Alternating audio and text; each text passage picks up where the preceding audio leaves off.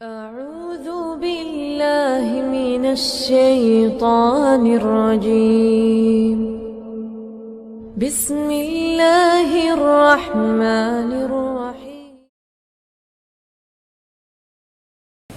Dalam hadis itu disebutkan, man arada minkum bahbahatal jannah falyalzamil jamaah fa inna syaitana ma'al wahid wa huwa minal itsnaini ab'ad. Jadi barang siapa yang menginginkan tengah-tengahnya surga, hendaknya menetapi melazimi jamaah. Jamaah yang dimaksud apa? Jamaah yang dimaksud adalah mentaati Allah, mentaati Rasulullah.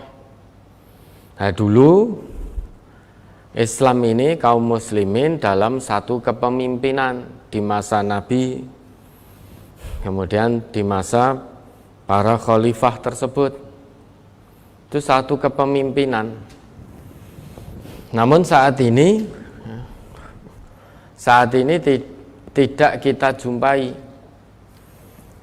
Kaum muslimin tidak berada dalam satu kepemimpinan. Saat dunia ini tidak di bawah satu kepemimpinan.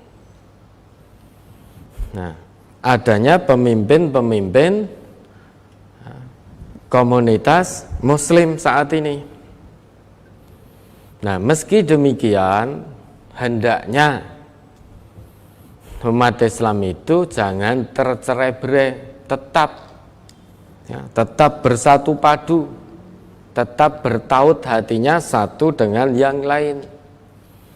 Jangan hanya gara-gara beda golongan, beda ormas, beda tempat kajian, lantas masing-masing merasa paling benar.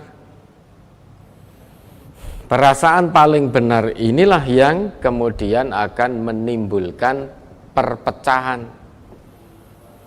perceraian. Masing-masing golongan merasa paling benar sehingga tidak bisa melihat hikmah atau kebenaran yang datangnya dari komunitas lain. Pokoknya nek ora kaya nggon aku, kuwi salah, kuwi sesat. Nah, ini akan menyebabkan perceraian, padahal perintahnya wa'tasimu bihablillahi jami'an wa la tafarraqu. Coba diingat kembali itu Quran surat Ali Imran ayat 103. Surat Al-Imran nomor surat 3 ayat 103. A'udzu billahi minasyaitonir rajim. Wa'tasimu bihablillahi jami'an wa la tafarraqu. Wazkuru ni'matallahi 'alaikum idz kuntum a'da'an fa'alafa baina qulubikum fa asbahtum bi ni'matihi ikhwana. Wa kuntum ala syafa khufratin minan nari fa anqazakum minha kadzalika yubayyinullahu lakum ayatihi la'allakum tahtadun. Dan berpegang teguhlah kamu semuanya pada tali agama Allah, dan janganlah kamu bercerai-berai. Dan ingatlah nikmat Allah kepadamu ketika kamu dahulu masa jahiliyah bermusuhan, lalu Allah mempersatukan hatimu sehingga dengan karunia-Nya kamu menjadi bersaudara. Sedangkan ketika itu kamu berada di tepi jurang neraka, lalu Allah menyelamatkan kamu dari sana. Demikianlah Allah menerangkan ayat-ayatnya kepadamu agar kamu mendapat petunjuk. Nah, ini perintah dari Allah pada kaum muslimin, pada orang-orang yang beriman untuk hidup bersatu padu. Persatuannya bukan hanya di fisik saja, namun ada yang lebih penting daripada persatuan fisik, yaitu persatuan hati. Hati ini saling bertaut. fisik boleh tidak bertemu seperti masa pandemi saat ini. Ya, kita kajian hanya menghadap kamera secara online, fisik boleh tidak bertemu. Namun hati harus senantiasa bertaut. Meski fisik tidak bertemu, namun hati selalu bertaut, insya Allah kebersamaan kita, persaudaraan kita sesama muslim, sesama mukmin akan senantiasa terjaga. Namun sebaliknya, meski fisik bertemu, namun hati terpisah, jangan harap kebersamaan jamaah, persatuan, ittihad itu akan terwujud. Karena muara kebersamaan ini, muara jamaah ini adalah hati. Bukan fisiknya, namun hati yang utama. Nah, untuk menautkan hati ini tidak mudah. Jangankan sekian banyak hati, 2 hati saja, itu tidak mudah. Hati suami dan istri saja, podo-podo wong Islami juga ternyata tidak mudah. Akan selalu ada perselisihan. Lah bagaimana hati agar terus bisa bertaut, bisa bersatu, tidak tercerai-berai antara muslim yang satu dengan muslim yang lain? Maka perintah Allah, wa'tasimu bihablillahi jami'an wa la tafarraqu, yaitu al-i'tisam bihablillah, berpegang teguhlah kalian dengan tali agama Allah. Kenapa agama Allah, Islam ini digambarkan oleh Allah dengan seutas tali? Nah, ini memberi gambaran kepada kita semua bahwa ya, tali itu untuk sesuatu mengikat yang sangat erat. Kalau bisa kita gambarkan saat ini, ya, saat ini kalau kita gambarkan, ini teman-teman kita, relawan-relawan kita yang ada di Semeru, beliau-beliau itu saat ini dalam mengevakuasi dan lain sebagainya, sedikit banyak membutuhkan yang namanya tali itu. Ya, ini gambaran. Tali itu ya, kalau dibentangkan, fungsinya salah satunya untuk berpegangan agar tidak terjatuh. Ya, maka di daerah-daerah, di wilayah-wilayah yang terpencil itu, kita semakin bisa mendapatkan gambaran. Masih banyak orang-orang yang beraktivitas harus menyeberangi sungai karena tidak ada jembatan, sehingga hanya terpasang tali membentang dari satu tepi ke tepi yang lain. Lah tali itu harus kuat. Kalau tali itu tidak kuat, maka sekuat apapun kita berpegangan, kalau talinya tidak kuat, maka kita akan terjatuh pula. Demikian pula sebaliknya. Talinya sudah kuat, sangat kuat, namun pegangan kita dengan santai, dengan geguyonan, tidak serius, dengan santai-santai, dengan bercanda, maka meski talinya juga sudah kuat, kita tetap akan terjatuh karena megang talinya tidak serius. Maka biar tidak terjatuh, yang dibutuhkan talinya harus kuat, pegangan tangannya juga harus kuat. Nah, dalam konteks agama, tali Allah, ya, kalau bicara masalah dinullah, agama Allah, ya tentu Islam. Kalau bicara Islam, tidak bisa lepas dari Al-Quran dan As-Sunnah, karena kedua hal itu yang diwariskan Nabi kepada kita. Dengan kata lain, Quran Sunnah itu merupakan tali agama yang sangat erat, Tidak ada yang lebih erat daripada keduanya. Maka pegang teguhlah, talinya sudah kuat, yaitu Quran, yaitu sunnah. Nah, berpegang teguhnya juga harus erat gujengine. Bukan dengan geguyonan, bukan dengan leha-leha santai-santai. Dalam hal persatuan jamaah ini, pegang Quran Sunnah dengan erat, apapun yang terjadi. Itu untuk menautkan hati. Nah, ini rugi. Talinya sudah kuat, pegangannya sembrono, pegangannya santai-santai, maka akan jatuh terjerumus.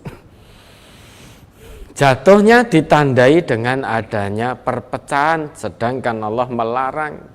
Wala tafarroku, jangan kamu tercerai-berai. Nah, kalau kita tercerai-berai karena beda golongan, beda tempat kajian, karena memang umat Islam saat ini tidak seperti dulu yang satu kepemimpinan. Sekarang adanya pimpinan-pimpinan golongan. Pimpinan ormas, pimpinan majelis taklim, pimpinan komunitas muslim, dan lain sebagainya, dan lain sebagainya. Oleh karenanya, meski beda tempat kajian, hendaknya tetap bersatu dengan muslim lainnya. Meski ada perbedaan, namun yakinlah bahwa sebanyak-banyak perbedaan yang ada di antara kita, masih banyak hal yang sama. Maka untuk kita terus bersama dalam kebersamaan sesama muslim ini, ya, nasihat almarhum Kiai Haji Azim Muzadi itu, ya, Allah maghfir lahu warhamhu, itu kalau kita terapkan itu bagus sekali. Insya Allah akan terjaga kebersamaan di antara kita. Apa nasihat beliau? Yang sudah sama jangan dibeda-bedakan. Yang sudah beda jangan disama-samakan. Ini salah satu untuk menjaga jamaah, menjaga kebersamaan. Kalau sampai itu tidak bisa kita lakukan, maka yang ada kita tercerai-berai. Kita berpecah belah. Masing-masing golongan merasa benar dengan pendapatnya sendiri-sendiri.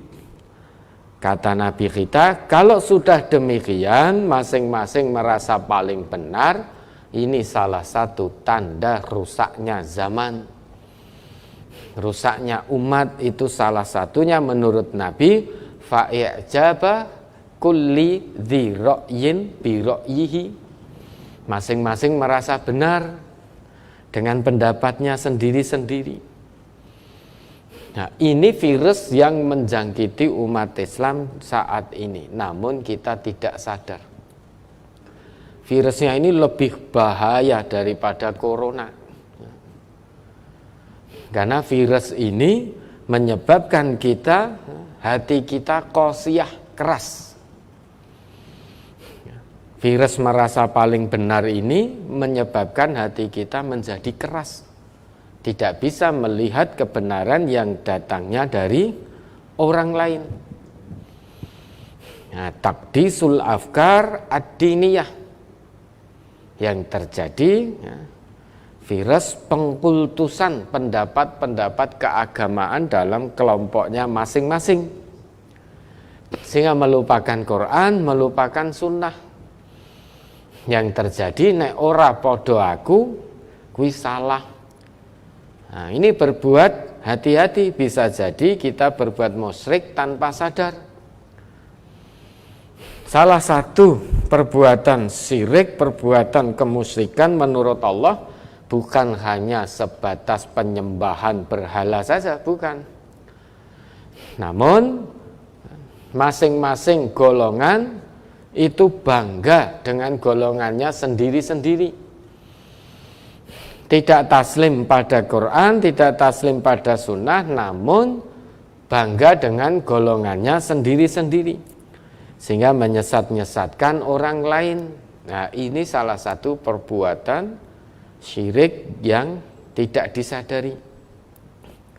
Maka Allah perintahkan di Al-Imran 103 tadi, ya, untuk i'tisam bihablillah, dan jangan tercerai-berai. Karena kalau kita tercerai-berai, tidak dalam satu jamaah, dalam arti persaudaraan sesama mukmin, ya, berarti kita tidak mensyukuri nikmat Allah. Dulu sebelum kita dipersatukan oleh Allah, hati kita dipertautkan oleh Allah dengan Al-Quran yang dibawa oleh Rasulullah, umat manusia pada saat itu saling bermusuh-musuhan, saling bertikai. Antar satu kabilah dengan kabilah yang lain senantiasa terlibat pertumpahan darah, terlibat pertikaian. Ya, karena jauh dari ajaran samawi sebelumnya. Nah, masing-masing bertikai, hukum rimba yang berlaku. Nah, kalau itu terus-terusan terjadi, kita berada di tepi jurang neraka tanpa sadar, saling bermusuhan terus. Maka kita diminta oleh Allah untuk mensyukuri nikmat Allah. Dulu kita saling bermusuhan manusia itu, kemudian Allah tautkan hati di antara kita. Fa'allafa baina qulubikum fa'asbahtum bi ni'matihi ikhwana. Ya, begitu. Kalau hati tidak bertaut, meski podo islami, namun hati tidak bisa bertaut, yang terjadi bukan bersaudara, namun justru bermusuhan, satu dengan yang lain menjadi musuh, saling berusaha menjatuhkan kehormatannya, ya, menumpahkan darahnya, padahal podo-podo ngaku islami. Ya, maka bersyukurlah dengan diturunkannya Al-Quran, diutusnya Rasulullah untuk mengajarkan Al-Quran ini, sehingga hati ini bertaut, bisa bersaudara dengan sesama muslim, sesama mukmin dalam jamaah. Jamaah yang mana? Apakah jamaah MTA atau jamaah yang lain? Bukan itu maksudnya. Falyalzamil jamaah maksudnya bukan itu. Jamaah itu berarti dalam kebersamaan. Dalam kebersamaan taat pada Allah, taat pada Rasulullah. Untuk bisa taat pada Allah dan Rasul, maka pegang teguhlah dengan tali agama Allah. Yang dimaksud bukan jamaah-jamaah seperti yang ada di kita ini, ada ormas ini, yayasan ini, majelis ini, bukan itu yang dimaksud. Namun falyalzamil jamaah itu kamu tetap dalam kebersamaan sesama muslim. Itu salah satu kandungan dari makna falyalzamil jamaah. Meski beda tempat kajian, namun jangan sampai kamu tercerai-berai. Ya, fa asbahtum bi ni'matihi ikhwana. Apa toh ikhwan itu? Ikhwan itu apa? Ikhwan itu salah satu kata turunan dari ikhwah, ukhuwah, akhun, dan lain sebagainya. Sedangkan Allah berfirman, innamal mu'minuna ikhwah fa aslihu baina akhawaikum. Coba diingat kembali itu. Quran surat Al-Hujurat. Surat Al-Hujurat nomor surat 49 ayat 10.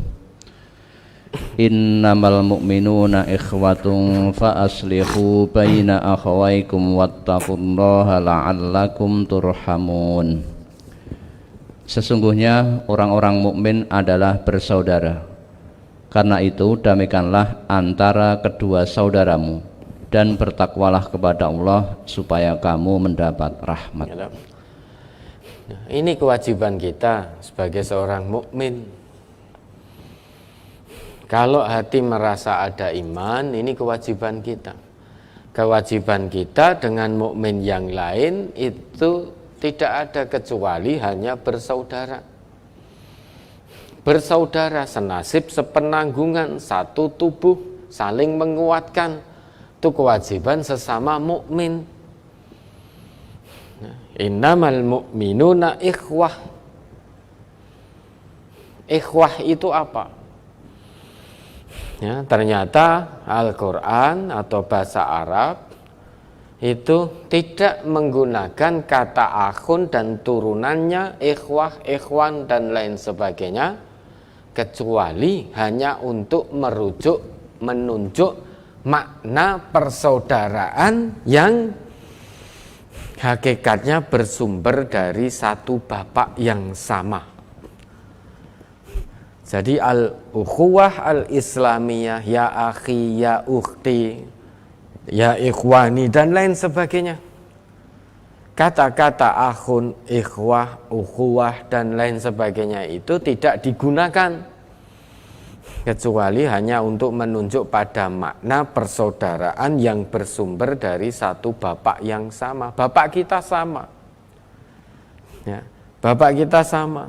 Ya Bani Adam. Kita ini semua keturunan adalah anak-anak Adam, kita ini anak-anak Adam.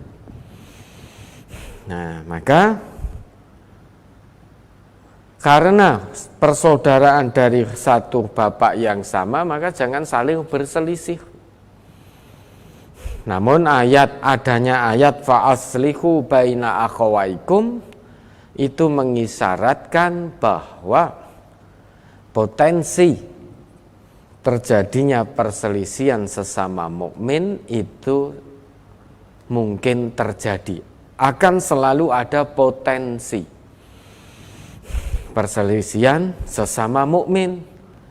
Jadi ayat fa'aslihu baina akhawaikum, damaikanlah saudaramu yang berselisih itu, ini mengisyaratkan akan ada meski sesama mukmin, meski sesama muslim, akan selalu terbuka potensi untuk terjadinya perselisihan. Nah, bagaimana kemudian? Lah, kalau ada dua pihak yang berselisih, maka mukmin yang lain kewajibannya mendamaikan antara kedua belah pihak yang berselisih. Tujuannya agar tetap terjaga kebersamaan. Tetap terjaga kebersamaan jamaah itu biar tetap terjaga. Jangan tercerai-berai karena adanya perselisihan. Bagaimana cara mendamaikan? Cara mendamaikan yang terbaik adalah dengan kembali pada tali Allah itu. Itu farudduhu ilallah war rasul, kembalikan solusinya, cari solusinya di dalam ketetapan Allah, dalam Al-Quran, dalam tuntunan Rasulullah. Itu cara paling jitu. Tidak ada cara lain untuk mendamaikan sesama mukmin yang sedang berselisih. Itu kok solusinya diambil selain dari Quran dan Sunnah? Ya tentu solusinya tidak akan memuaskan kedua belah pihak. Tidak adil mesti. Kalau solusi diambil selain dari Quran dan Sunnah, niscaya tidak adil solusinya. Nah, setelah terdamaikan semuanya, wattaqullah, bertakwa kepada Allah agar mendapatkan rahmat dari Allah, tetap dalam kasih sayang, tetap dalam kebersamaan, tetap dalam satu jamaah. Maksudnya jamaah dalam ketaatan kepada Allah dan Rasul, sekalipun beda tempat kajian, beda ormasnya, beda golongannya dan lain sebagainya. Maka jangan jadi pemecah belah kebersamaan di tengah hamba-hamba Allah yang beriman. Nah, bagaimana? Ya, ibda binafsik, kita mulai dari diri kita sendiri. Ya, kalau semua orang yang beriman memulai dari dirinya sendiri untuk menetapi, melazimi jamaah, taat pada Allah dan Rasul, semuanya landasannya, sumbernya Quran dan Sunnah, insya Allah akan ketemu. Ya, dengan begitu akan menjadi kuat Islam ini. Ya'lu wala yu'la alaihnya betul-betul terwujud. Sehingga bukan hanya slogan, bukan hanya kalimat-kalimat yang kita teriakkan di lisan kita. Islam bersatu tak dapat dikalahkan. Selama ini kan kita begitu dengan lisan kita. Jangan hanya dengan lisan kita, mari dengan hati kita. Betul, memang begitu, Islam bersatu tidak ada yang bisa mengalahkan. Karena kalau persatuan Islam itu syarat mutlak untuk mendapatkan pertolongan dari Allah. Maka kalau umat Islam tidak bisa bersatu, maka syarat untuk mendapatkan pertolongan dari Allah belum terpenuhi. Sekalipun lisan kita meneriakkan Islam bersatu tak dapat dikalahkan, namun hati kita tercerai-berai, ya syarat mendapatkan pertolongan dari Allah tidak terwujud.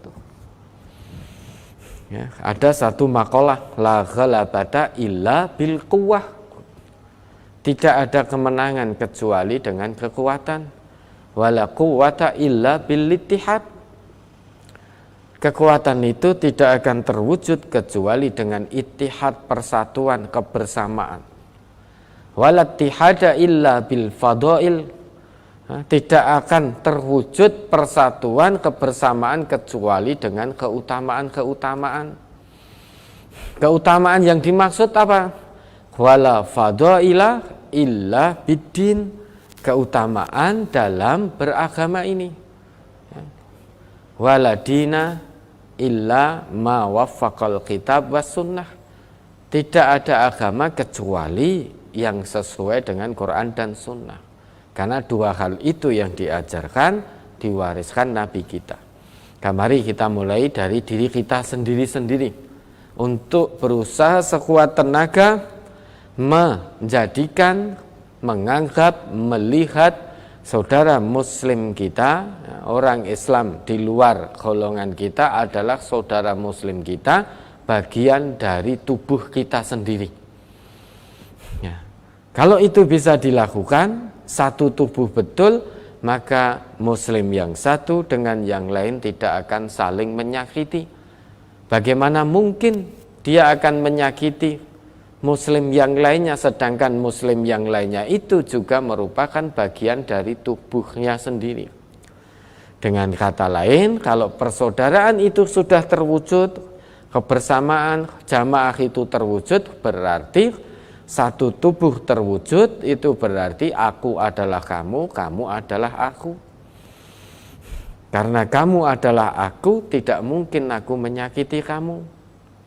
Ya, kalau aku menyakiti kamu, berarti aku menyakiti diriku sendiri, karena kamu bagian anggota tubuhku. Begitu pula sebaliknya, kamu tidak mungkin menyakiti aku, jiwa dan raga, zahiran wa batinan. Tidak mungkin menyakiti aku. Mengapa? Karena aku ini bagian dari anggota tubuhmu. Kalau kamu menyakiti aku, hakikatnya kamu menyakiti tubuhmu sendiri. Luar biasa kan konsep persaudaraan dalam Islam. Kita sudah mengetahui ilmunya ini, tinggal mengamalkan sekuat tenaga. Ya. Karena konsep-konsep dalam Islam ini bukan hanya sebatas teori saja, butuh dipraktekkan. Kalau hanya teori mudah, tinggal ditransfer sudah. Jadilah pengetahuan. Dari yang belum tahu menjadi tahu, maka akan tambah pengetahuan. Namun konsep-konsep kebenaran dalam Islam bukan hanya berhenti sebatas menjadi teori, menjadi pengetahuan saja, namun wajib untuk dipraktekkan. Makanya siapapun yang ngajinya di MTA punya satu kewajiban yang sama, yaitu mengamalkan hasil kaji yang semaksimalnya didasarkan pada Quran dan Sunnah. Kalau tidak mau mengamalkan, ya untuk apa ngaji di majelis ini? Karena kewajiban, salah satu kewajiban nidham yang ada di MTA, semua yang ngaji di MTA wajib mengamalkan hasil kajinya karena Allah dan Rasul yang mewajibkan. Nah, itu maksudnya, mudah-mudahan bisa dipahami.